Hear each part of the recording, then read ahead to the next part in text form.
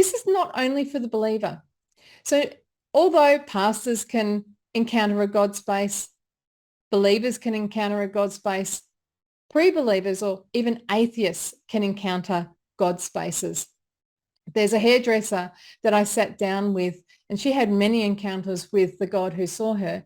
But she sat down once and I said, where is God for you right now? And after exploring that space, she said he was like a warm, soft, fluffy orange blanket that wrapped around her shoulders. And I said, how does that feel for you right now? And she said, I feel warm, protected, comforted, and at complete peace.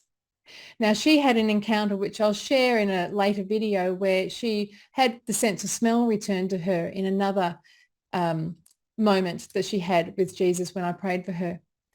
But there was also a girlfriend that I knew from university days 20, 30 years ago when I was studying law. She actually had a child that went to the same school that my son went to. And I was at school drop-off at this particular morning when this encounter happened for her. She was a very, very aggressive atheist. She was very anti-Christian. She'd actually started a move to try to get Christian teaching and any sort of Christian Bible studies cast out of our state-run school. So it was a state school, but she felt that Christian teaching had no place at all, even if the children went out of the room for the teaching. I let her know very gently that I was a Christian and that I didn't agree with her with doing that. And she said, you know what, I respect you and I love you and I see you. And so we agreed to disagree. So this particular morning, she was actually very upset, very anxious. She was shaking and very worried for her daughter. I stopped and I said to her, hey, I know that you're an atheist. I know you don't believe in God. You know that I'm a Christian. Can I pray for you? And she goes, you know what? Give it your best shot. And so I did. I prayed, and as I did, she started to cry. I then felt prompted to actually explain God spaces to her. I said, there is scientific research that shows that even atheists can actually access where God is for them in any given moment.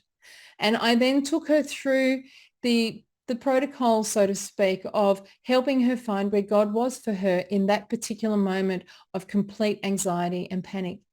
And as she found where he was for her, she calmed right down. And I said to her, where is he for you? How is he making you feel? And she said, I feel completely and utterly at peace.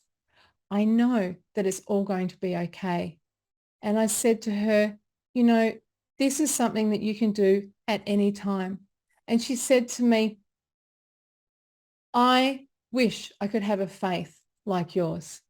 And I looked at her and I said, hey, you can. It's just a decision. You may not believe in God, but he believes in you. Now, I want to make this point at this particular point in this video. We do not win by arguing with people, but we win by allowing them to encounter the one who loves, the one who sees them. We provide them with an encounter, an experience with Jesus. That experience becomes indisputable because they experienced him. For it is their story that rests beyond the laws of logic that will win them to Christ. Love always wins.